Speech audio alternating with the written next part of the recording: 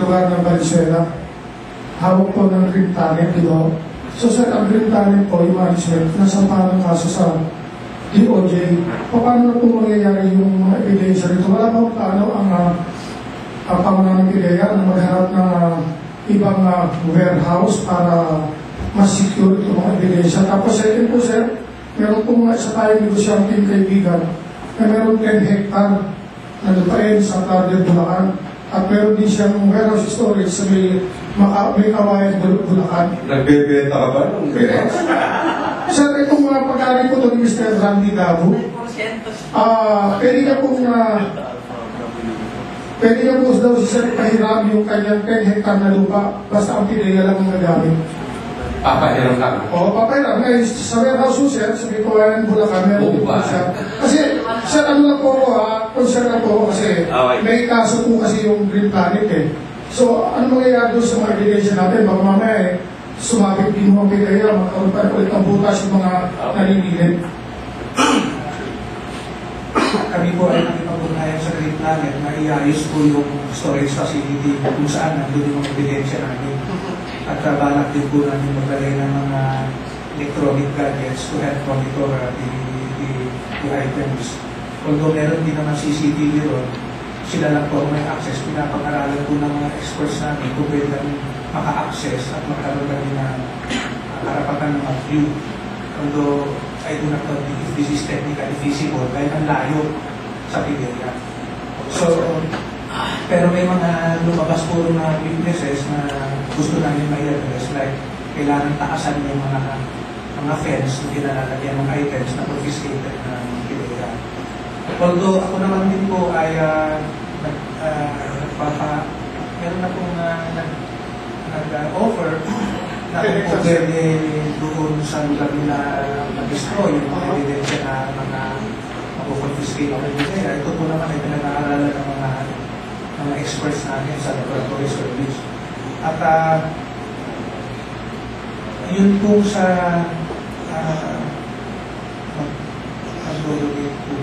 Papahiram mo yung 10 hectares na lupa sa Target, Bulacan. Kasi daw gamitin yung pinaya. Opo, kasi po kung capital outlay na naman yun, kung may lupa kami, kasi hindi pa kami ng pera para pagpatayuran, tapos kung hindi naman siya donated, kailangan mo kasi pag gumamit ka ng pera sa ng gobyerno na magpatayo ng facility, dapat pag-aari mo. So baka lang magkaroon ng konting komplikasyon doon. Pero ito po ay it's a real issue. In fact, yung mga nakaraang mga naglingkod bilang Director General, nakahingi na po sila ng pondo para makapagtayo po kami ng sarili namin incinerator. Ang problema ko, wala kaming lupa na mapaglagyan. So ito ang challenge.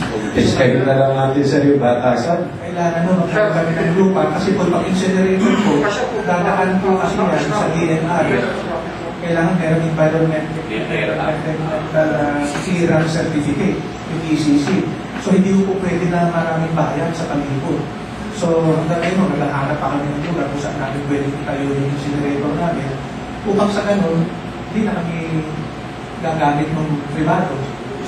Kahit wala pa po kami sariling facility, naubiga po kami gumamit ng mga private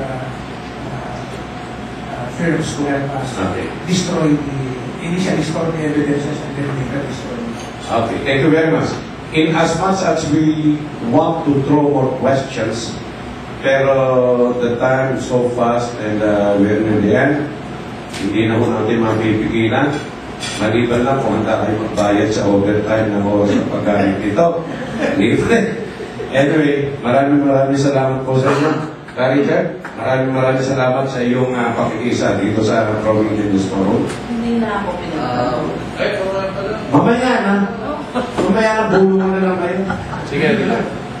Babaya sasabihin ko sa inyo. Mamaya na. Maraming salamat sa inyo eh. Sa pag-ibitan nyo rito. Okay. Kay Mr. Derek Carion, maraming salamat sir sa iyong initiative. At parting words, Director General, Yusek Carla, maraming salamat po.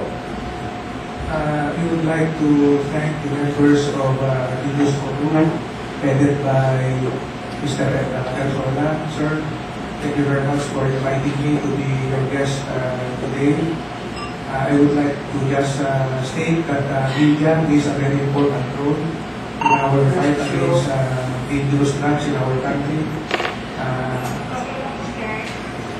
Hindi po namin hihilingin na tumulong kayo doon sa sistema pakamatay kayo sa natin. Although sa demand reduction po, tingin ko, hindi naman ito kaselan. Baka pwedeng tulungan nyo kami. Pero sa ganun, may layunan natin ng ating mga kabataan sa pinagbabawal ng malaking bagay na po para sa national campaign ito. So, alam ko po na kayo ay nagsusubaybay sa mga nagaganap tungkol sa kampanya ng gobyerno laban sa pinagbabawal na ito. Huwag po sana kayong magkatubili na iparating sa akin may mga suggestions ninyo para mapaitin pa po namin yung kampanya natin. Any suggestion that will come from members of this forum is welcome, and hopefully we will be able to succeed in our campaign to hindi naman matanggal, ma-reduce man lang positive level.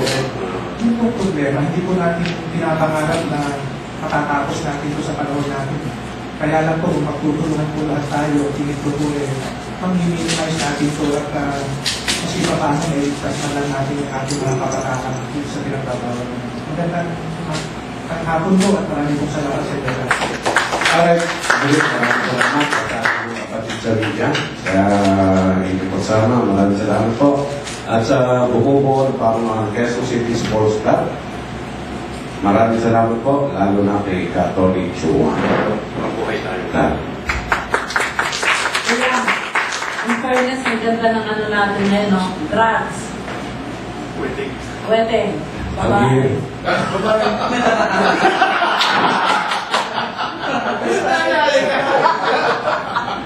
Drugs. Pahabol ah. Narinig mo ba sinabi ni Senate President Enrile? Opo, si Jamie doon. May alak. Alak, sugal, babae, droga. Oh. Sige, pitik ka na dyan, Jimmy.